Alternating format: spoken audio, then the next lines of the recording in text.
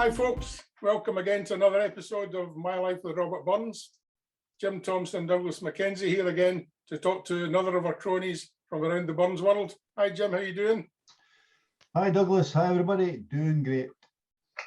Been a lovely day today. Aye, it's been smashing, a wee bit cold when I was out with the dog in the wind, but it's been a lovely, lovely day here.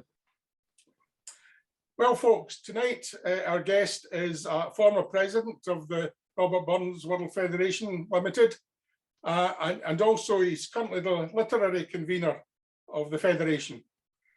Tonight folks and cronies everywhere, please welcome Mike Duguid. Hi Mike. Good evening, Douglas. How are you doing? How's the weather down your way?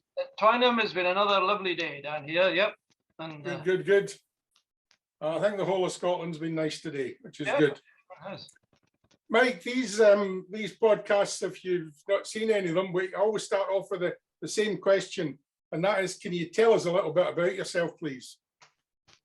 Yeah, Douglas, I was actually thinking about, Jim had given me some questions, and question 3, I'd like to start with that, and it'll become clear, hopefully, why that makes sense in me talking about my background. Because I think my family background makes me almost predestined to like Burns. My father was a ploughman. He lived in a bothy. He played the melodeon and the mouthy. So I was familiar with Scottish music right from an early age. My mother worked in service in the big hoose, and her family was straight out with the cot on Saturday night. Her father was a beadle at Kincardinale Church for 53 years, and he missed one Sunday. So you can imagine the great fun in the household there. But certainly the big Har Bible would have been pretty evident in the family there. My father was illegitimate, as was his father before him. So you could say I come from a long line of bastards. But my granny, who was the sweetest old lady you could ever hope to meet, had 3 illegitimate children from different fathers. So you can imagine I'm very much relate to Burns' propensity to spawn children out of wedlock. So all I can say in my granny's defense that her knicker elastic must have been a bit loose. But as a charming lady. So in terms of my background, really, I was born in Banchory on Deeside and lived in a prefab, one of those wonderful houses post-war that were trying to get the country back on track. When I was 10, I moved to Aberdeen with my father's work. He was a water bailiff by that time on the River Dee. So that's a distance of 18 miles. And that was really my first introduction to the vagaries of the Scotch language. I might as well have been in a foreign country. You know, I was a country tutor from the Wild West. And some of the words I was using in the Doric were completely incomprehensible to a townie. So I say that was my first thing. At the primary school, I managed to fail my 11 plus, which was probably the best thing I've ever done in my life, because we were the only class in the school doing O grades. And we were a very small class. So I was almost getting individual tuition and walked away with 7 very good grades at O grade level. I was a prefect and dux of the school, so really bumming myself up here. Dux of the school. But most importantly, we were the secondary school's football champions of Aberdeen when we won 4-1 at Aberdeen's famous ground of Pittodrie Park. So that's really the highlight of my sporting career, was at school football. And which secondary school was that? It's Came Hill Junior Secondary School, which is no longer. But as a side issue to that, then, that you prompted me, when I was president of the Federation, I went back to my primary school, wearing my very magnificent chain that James will be familiar with. And I said to the pupils, when I was here at the school, kids, I used to, at break time, go out of the school, run through the housing estate, across the dual carriageway, through the other housing estate, because I bought butteries, you know, rowies, the famous Aberdeen rowies, butteries, Yeah. because my teacher wanted a buttery with his coffee break. So every morning I did that. Well, you can imagine the teachers were apoplectic hearing this. The thought of a child even leaving the school grounds, let alone running across dual carriageways and things.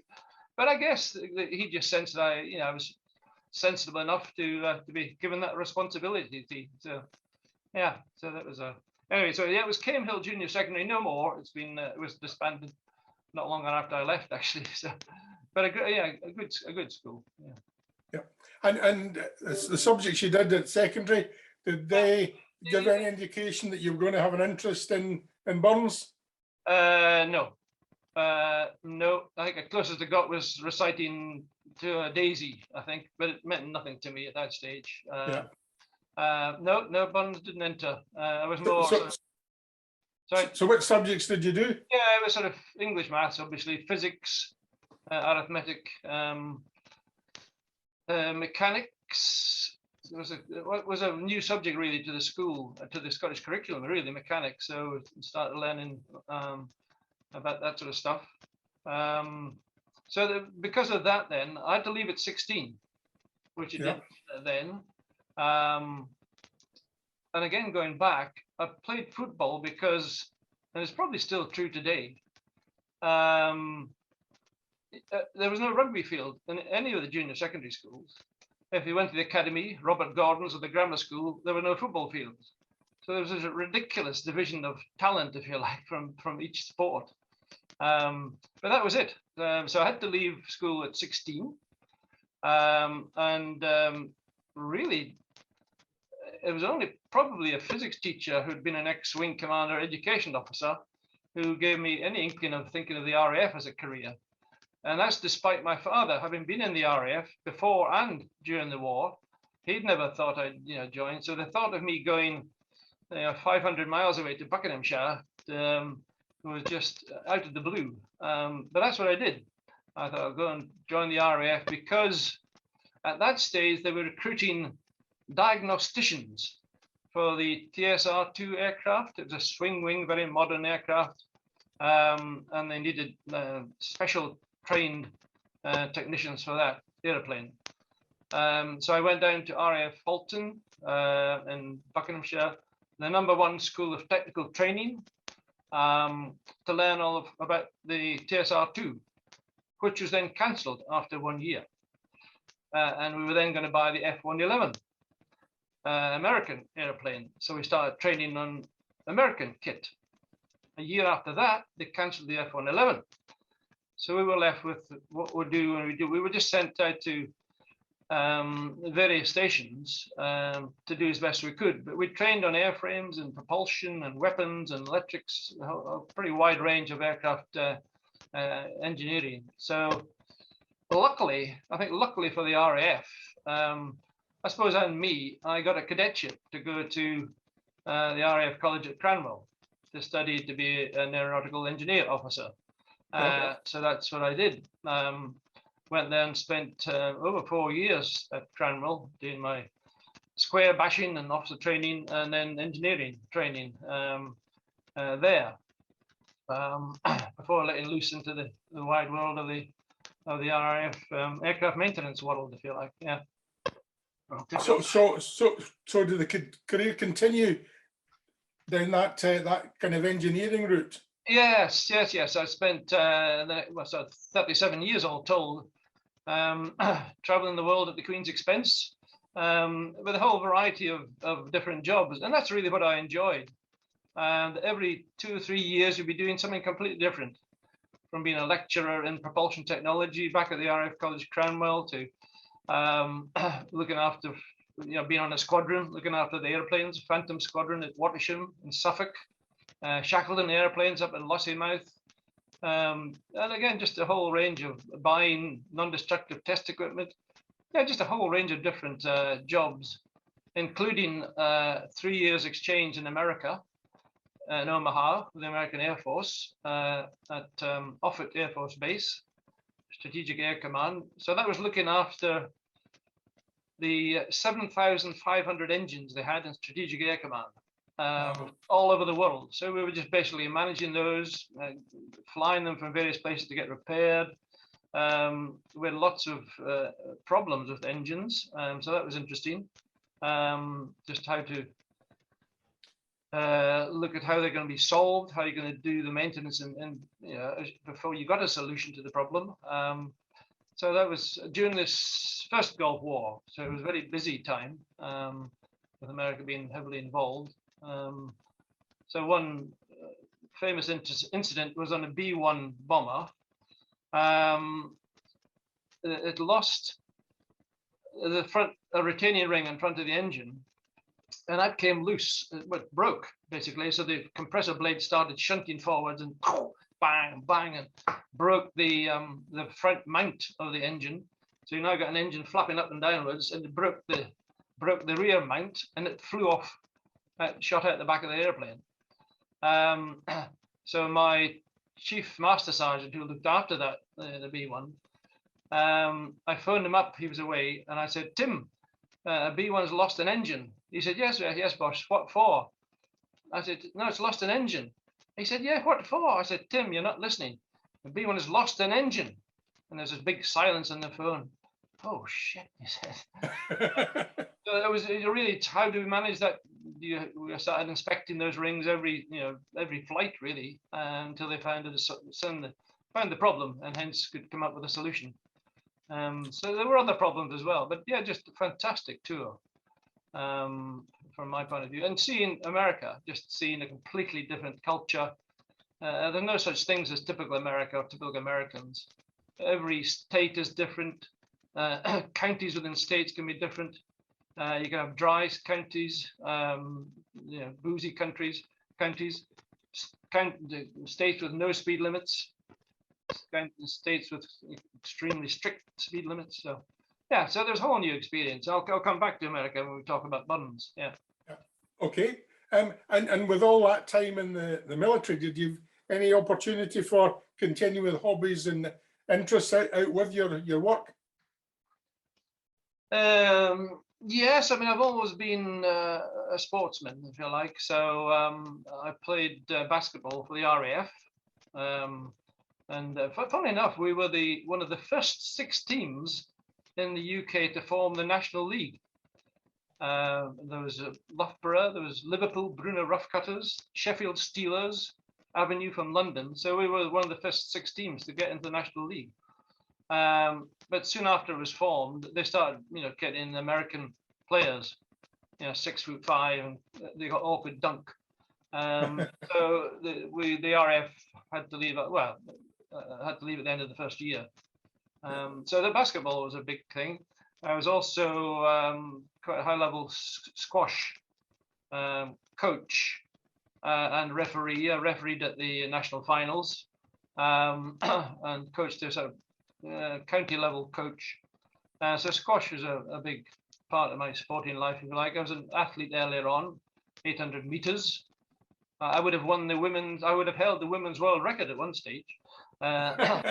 Certainly not now, because would be way ahead of me. So athletics was again quite important. I should have let Jim talk to you about basketball, because that's his favourite subject. Yeah, yeah. And then golf. I've always played a bit of golf. Became a Scottish Golf Union coach. So golf has been, again, I'm trying to think what else. But certainly sport has always been there and thereabouts. My goodness. Picture framing, I do picture framing. Fly fishing, super fly fishing down the Falklands. So yeah. Yeah, and now in later life, you're involved in things like the Hornell Museum in Kirkcudbright. Yeah. I'm chairman of the Friends of Broughton House, which is the National Trust property in Kirkcudbright.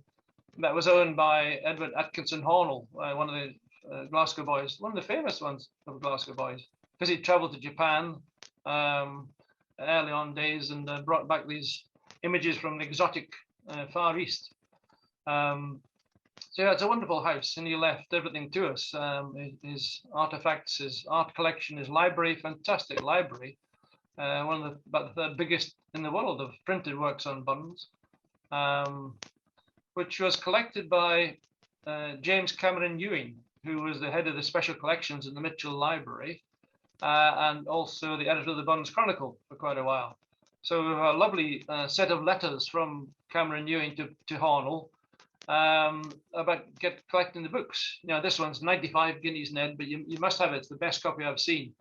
And again, several of the letters mention the fact that Hornell will let serious students come and look at these books, because he said, I see so many of my books, you go into big houses, into the vaults, and never see the light of day. So it's a great resource for us, having that on our doorstep. So I left that question till this point because of the link to Burns. That's you know, this is us starting to become more professional about how we do these links. So I'm going to pass over to Jim to get you talking a bit more about Burns.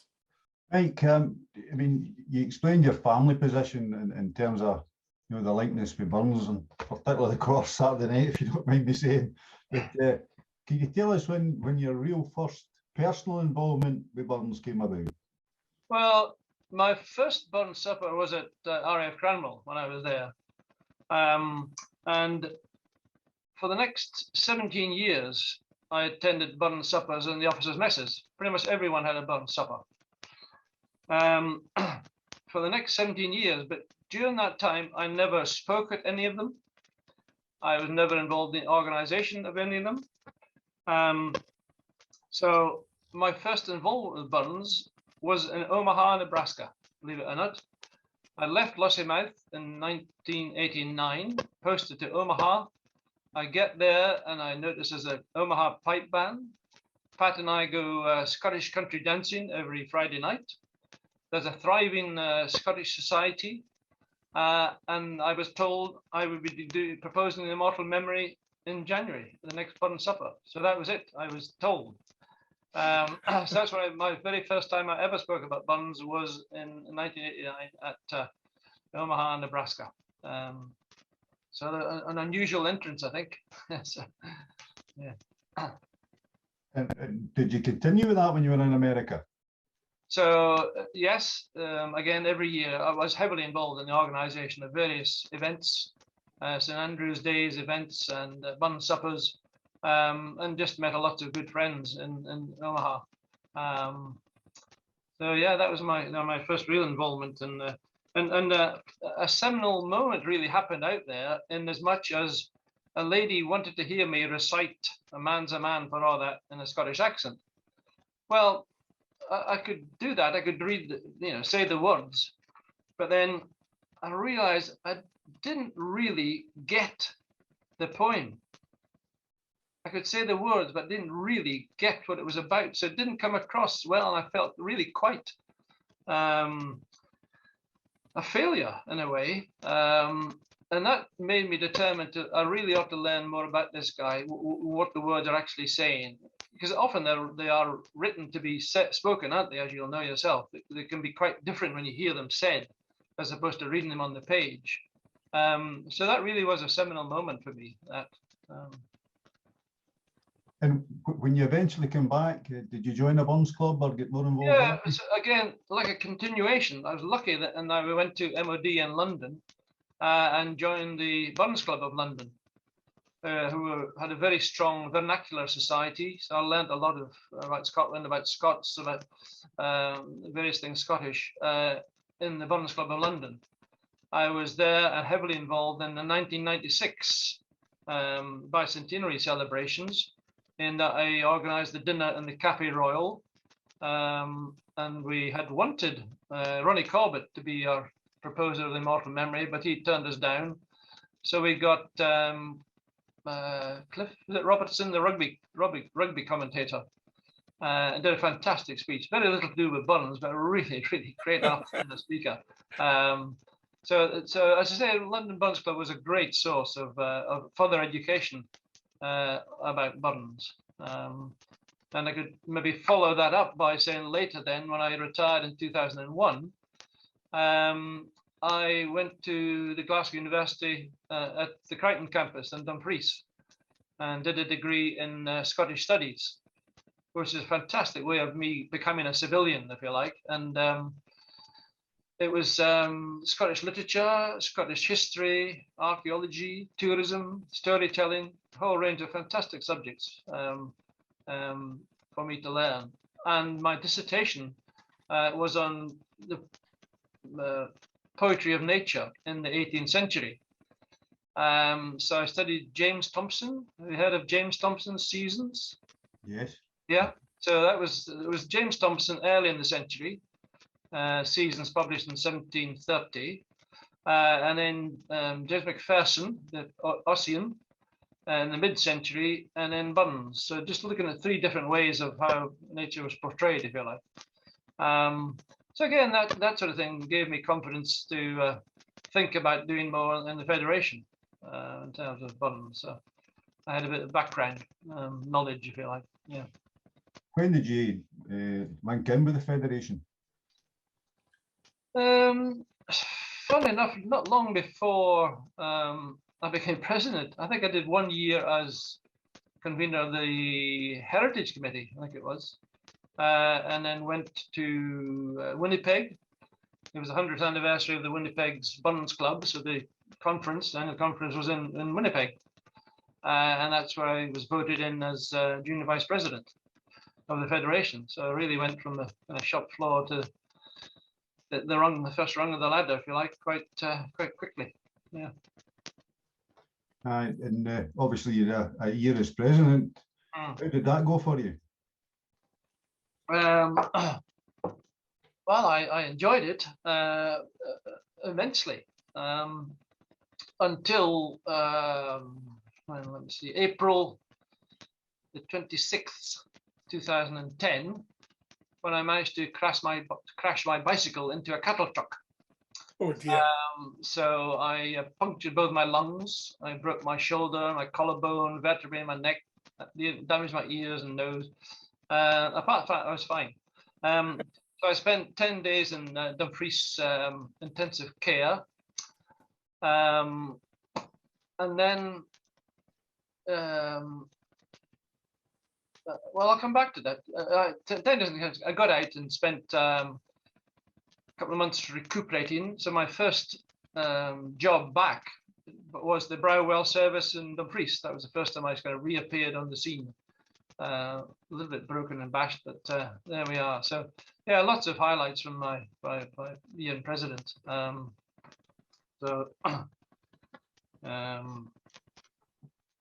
Yeah, now, I mean, you're now convener, and you have been convening a literature committee since about 2012 or something like that. Yeah, too long. Well, you beat me into the corner, and I've got to say, and I've always said, since the better man won the competition, but you've done quite a few things in the literature committee, and I'd ask if I could maybe just ask you to talk about a couple of things in particular. Firstly, the newsletter, and secondly, the digitisation of the Chronicles, if you don't mind, because I think they would really interest some of our viewers. Yeah. Well, let's take the digitisation of the Chronicles first, because that had been talked about for quite a long time, but hadn't really progressed. And I thought, well, if I'm convener now, let's see if I can progress it a bit more. So I started off by going to a company in Wishaw called DDSR, Digital Data Something and Recording, who said that he could do the job, but it did mean chopping the rear spine, if you like, off the so to get sheets going through individually. So that cost of quite a bit of money, which is why we then thought we'll get people to sponsor particular chronicles at £50 a time. So that's what we did. And then what I thought was actually Broughton House, going back to the collection Broughton House, has right from the very first one, 1892, was it, 93? So luckily they allowed me to go in and scan the chronicles myself. So I used to go in, as you can imagine, quite a lot, scanning them individually, and that's how it all came about. And of course, the later ones were their digital copies in the printers. Sold with Offset in Dumfries very kindly let us use their digital copies to complete the later sets.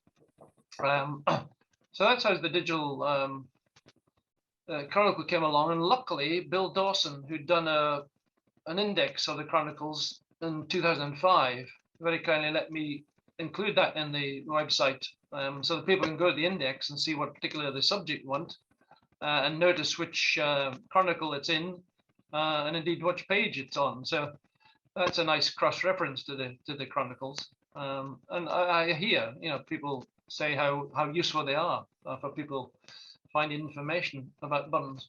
And it's only when you do that you realize how many fantastic articles there are in the Chronicle, and have been over the years. Obviously, a lot of people now say it doesn't say nearly as much about the Federation as the old ones used to do. But of course, data protection comes in and just squashes that altogether. We can't put names and addresses of secretaries and email, that sort of thing. We're just not allowed. So that changed. So that's the Chronicle saga. The second one is the newsletter. When Peter Westwood had finished being the editor, Bill Dawson wanted to go back to a single Chronicle a year, so make a substantial Chronicle, if you like. And I thought, well, we're going to miss an awful lot of information that's contained in the Chronicle. You can imagine obituaries, and they're going to appear almost a year after the person's died. So we need something a bit more immediate. And I thought, well, let's have a biannual newsletter. So I say I've been doing that since 2013. And that, as you can imagine, is a lot of work. It just keeps coming around. It's there all the time. If you like, just finish one and you really have to start about the next one. But I'm consoled by the fact that it seems to be very popular. I get lots of comments from all over the place, actually, from countries far and wide, saying people seem to enjoy it as a means of communication. So, do you have to chase up for content, or is there always something forthcoming? Can I make that an appeal and part of your podcast then, Douglas? Yes, I'm always looking for content. So if any clubs are doing any events or doing anything of interest, even this, for example, I could put details of this subject and the podcast in my vision, the newsletter. So yes, I'm always after content. I like, if I can, to include anything from overseas, particularly because I want to portray the Federation as a world federation. And people are surprised how far Burns spreads across the world. So I always find that interesting.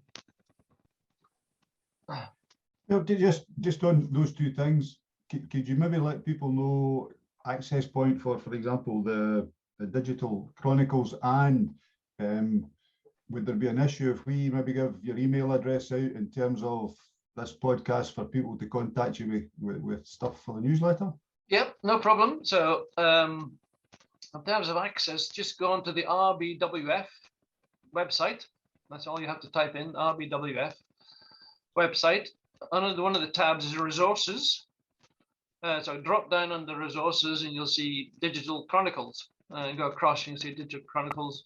And you'll find both the index, a list of contents pages, and the actual Chronicles themselves. So just click on those and you'll get them coming up and what do you call them? Not Adobe, is it? No, I'm trying. Anyway, yeah, that's where you'll find them. Yeah. Okay, if I can maybe, you spoke earlier on about your first Burns supper. You must have been to hundreds now over the years. Yes. Any highlights? Well, yeah, I mean, one or two, and I probably should mention Atlanta. Going to Atlanta and speaking at the replica Burns Cottage in Atlanta, full-size copy of the Burns Cottage in Alloway, built in 1910. So I had a real feeling of, goodness, this guy Burns has travelled, and he's obviously meant something to people to go and to replicate his cottage. And the first president was Dr. Jacobs, who's the man who put the soda, if you like, the oomph, the bubbles in Coca-Cola. So a chemist friend of his had the syrup, and Dr. Jacobs said, "Oh, we ought to have this, ought to be more fizzy, if you like. So let's aerate it." And that was first sold from his pharmacy.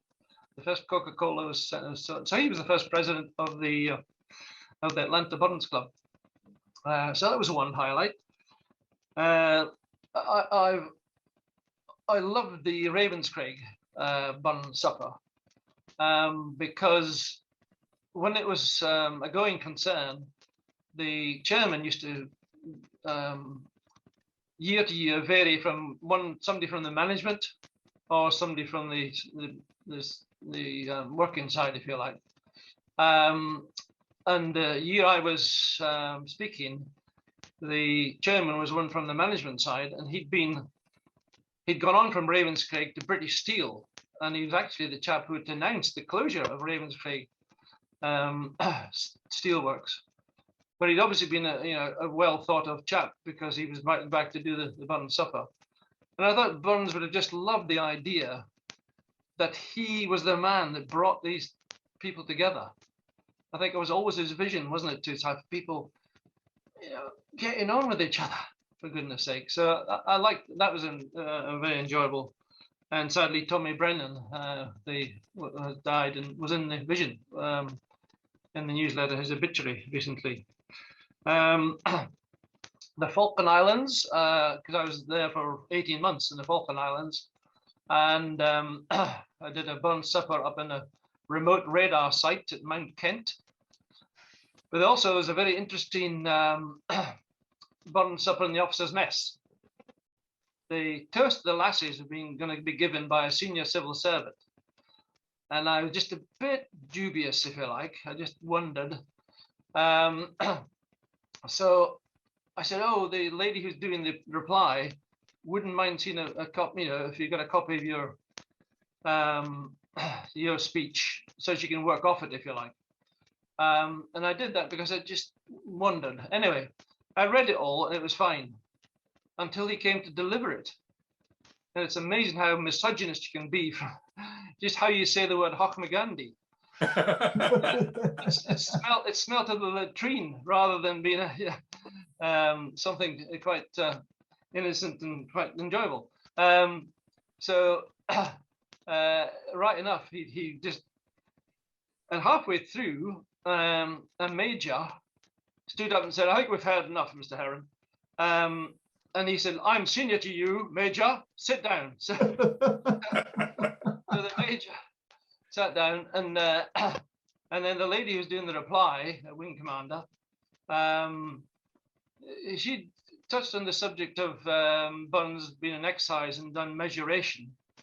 And this chap thought he was a wisecrack and said, "Oh, do you mean measuration or menstruation?" So, and this lady said, "Aye, Stuart, you wouldn't know the difference," she said. So, a very quick comeback. So the Falkland Islands one sticks out. Edmonton. There was 550 people, men only, at the Burns Supper. They were on free drink from 6 o'clock in the evening. And I noticed on the program, every item was timed. So my immortal memory was to start at 9:58 and finish at 10:16. So, oh my God, there's 4 hours of free drink.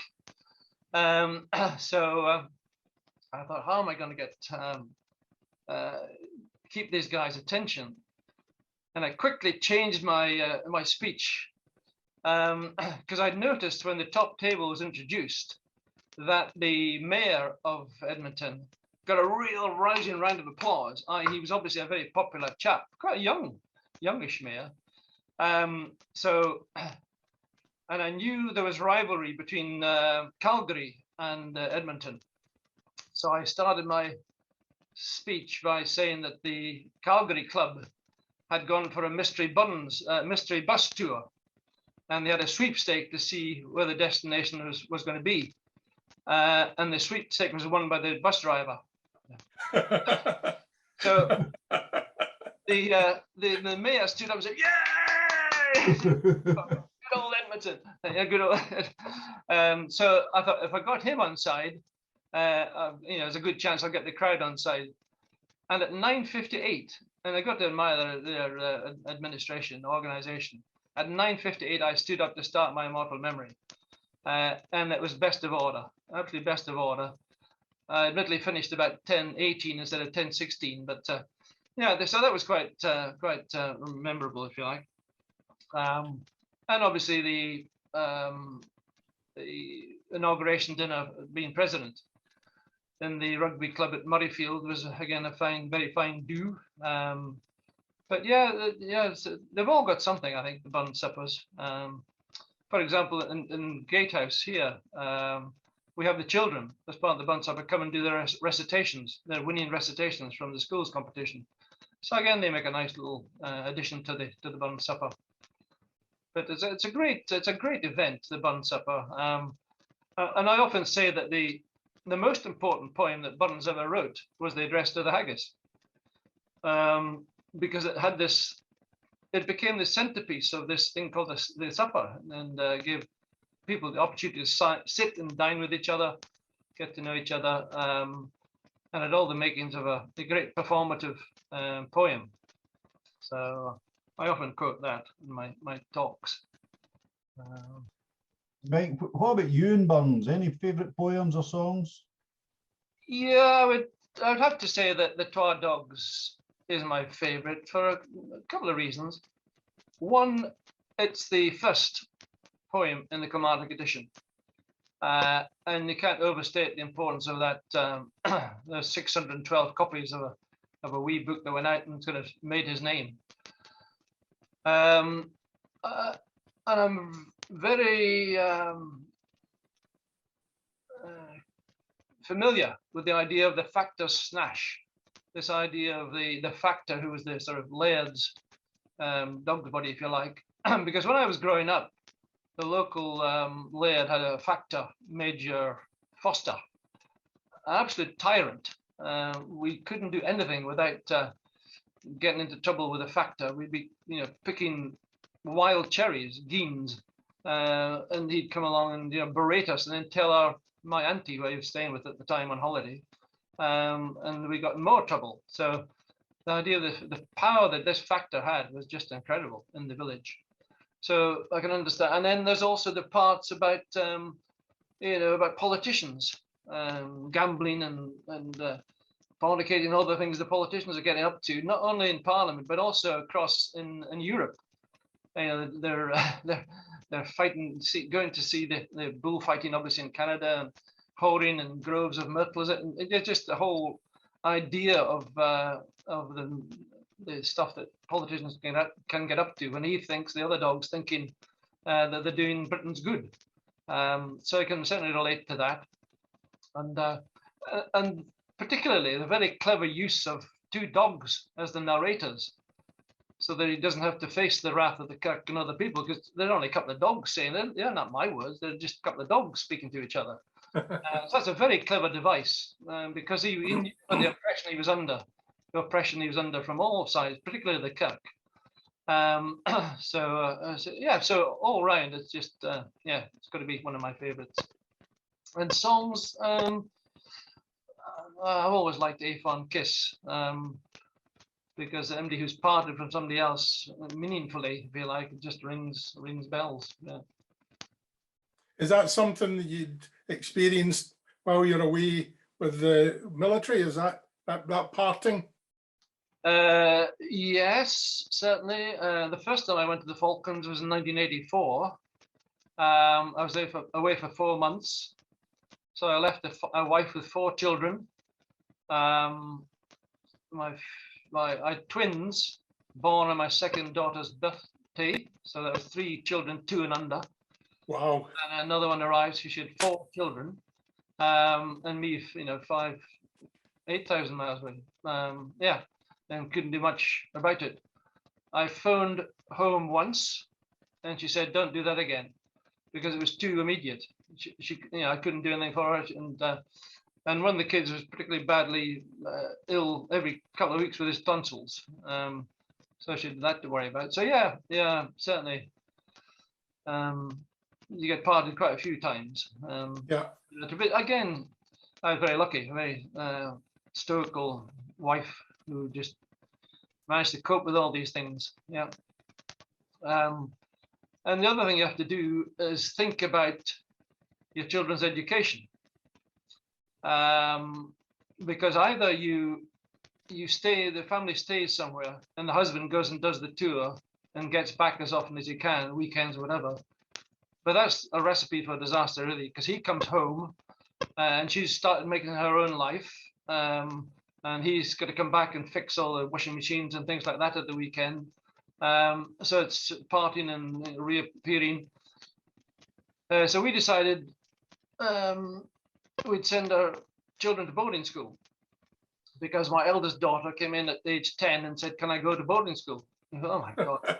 And she said, "Well, the school I'm at now is just useless. The kids don't want to learn, and I'm keen to learn." So there's that. And this is my third school in 4 years, I think it was, because we'd moved a couple of times. And also to her friends in the married patch, the married quarters patch, were offering them away boarding school.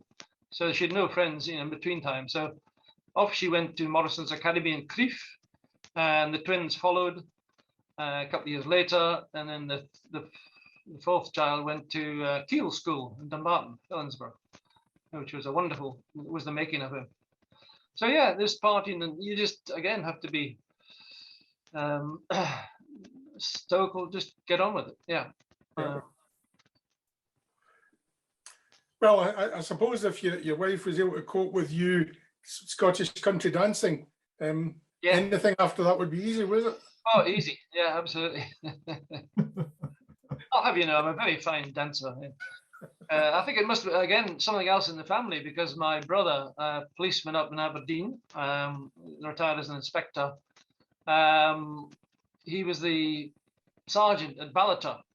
So they used to look after Balmoral, and he said he danced with Princess Di twice at the Gillies Ball, and they said he didn't wash his hands for a week. But my favorite story of his, he used to be on Grampian television on a Friday night, kind of talking about rural crime. Keep your machinery locked up and whatever. And he said it's June, we're coming up to holiday time. So remember to cancel the papers and cancel the milk, and don't go around the pubs and places saying you're going on holiday and like that. So at the end of the program, the presenter said, "Oh, thank you, Inspector Duguid, and we'll see you next week." My brother said, "No," he said, "I'm going on 2 weeks holiday." So he said, if I'd been quick enough, I'd have said, no, I'm only joking. He said, by that time I was beetroot red and couldn't recover. So you can imagine, Jim, the abuse he got when he got back to the office. Oh, nose rubbed in it. Yeah. Well, you've had a long and successful Burns career, as well as obviously in terms of your personal circumstances. But any highlights in your Burns career? Well, I certainly think becoming president of the World Federation has got to be the pinnacle of a Burns career. And I had lots of interesting and enjoyable moments during that. One of the first was I was at Gatehouse Primary School, because I'm president of the Gatehouse Burns Club. And I was wearing the fine medallion, the chain of office. And I said to the children, why is there on the Burns head down the bottom, why is there a plough on there? The little boy at the back said, Mr. Burns was a farmer. I said, he was, son. The little girl added, no, Mr. Burns was a ploughman. I said, excellent. I was ploughing a field one day in Moskill Farm, and he upturned this an animal from its nest, a little furry animal. Can anybody tell me what that was? little primary two in the front. A haggis, she said. You couldn't make it up. You could not make it up. Yes. So there's things like that. I remember the St. Petersburg Forum essay competition. You know, the winners get a tour of Scotland as part of the prize. Well, being the homecoming year, 2009-10, the winner, Serafima Necheva, came across. She was given a tour of the Parliament, and then she went into Alex Salmond's office and gave a 15-minute abridged version of her essay in perfect Scots, English, whatever, without any notes in sight. And her understanding of Burns' poetry and her expressions were absolutely unbelievable. For her age, she was 14. It was just incredible. And there wasn't a person in that room that wasn't in tears by the time she finished. It was just fantastic. And a follow on from that, her teacher, Frida Zaitseva, they went to Ellisland Farm, and in the cabinet in one of the rooms was a set of envelopes with Burns' head on them in Russia. Remember, Russia was the first to issue Burns' head on their stamps about 10 years before the Royal Mail did. And this envelope was addressed to her best friend back in St. Petersburg. Not just somebody she knew, it was her best friend back in St. Petersburg. Yeah. So it's things like that that, again, stick out. I think the one I've got to get in is I was asked to go to the National Archive to look at a previously unknown letter, and it was from Burns's Excise Superior, John Mitchell, to the Commissioner of Excise, Robert Graham of Fintry.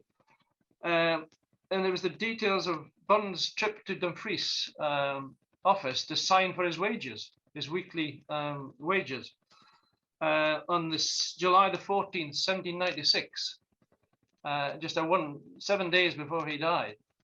And the excise book shows the first few entries for the previous weeks are really quite reasonably clear, but getting slightly more shaky. The last one is very shaky, and there's a drop of ink at the end. And boy, I got emotional when I saw that. You know, this is a dying man. He's going to die, and you could tell just from that piece of paper, the state of the writing, that blob of ink. So that stuck out in my memory, certainly. I was very lucky to attend a ploughing match at Ellisland Farm in the year of homecoming.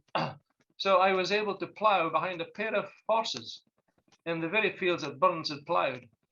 And I could just imagine him there walking behind a pair of fellow mortals up and down the furrows, soaking up the sights and sounds and smells of nature, and taking out his little pocket diary, if you like, his notebook, and noting down things that had caught his imagination. So you can imagine that ploughing, you know, in Ellisland Farm was fantastic. I had to look after Joanna Lumley for the whole day, which is, you know, a bit of a drawback, but never mind. And she was absolutely fantastic. She talked to everybody. She had a Shire horse herself, so she really, you know, knew about horses. Talked to all the ploughmen. She ploughed, as I did, behind a pair of horse. She had recitations from kids. So it was a wonderful day, glorious sunshine. And getting back to my cycle crash, as I said, I'd been in intensive care for 10 days. 2 days later, I was back home because I'd got this this card from Joanna Lumley with the horses on the front, saying what a wonderful day we'd had at Ellisland Farm with all my love and a smacking great kiss, Joanna Lumley. So that's why I got that locked, you know, left out of bed. So there was that. The whistle. Oh yeah.